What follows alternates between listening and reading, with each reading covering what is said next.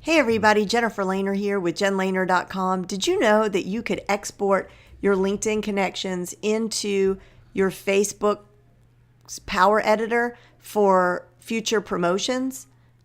Let me show you how to do it. First thing you do is you go into connections and then you're going to click Keep in Touch. Then the next thing you do is you go over here to this little cog wheel on the right hand side and you're going to click right here where it says Export LinkedIn Connections.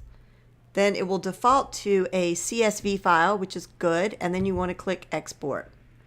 It tells me that my connections were successfully exported, so now I want to go to Facebook's Power Editor, which is facebook.com/add/manage/power editor. And in the left-hand corner, we can see where it says Manage Ads. We want to scroll to Audiences. So we're going to go over here to the right and we're going to click Custom Audience. And then right here where it says Customer List, we're going to click that and then upload a file. And then right here where it says drag and drop your file here, I am going to see if I can drag this. Okay, done. So as you can see right there, there's the LinkedIn connections, and it's not ready yet, but I did this earlier. And as you can see, let's check over here. There they are, 500 connections. I have 800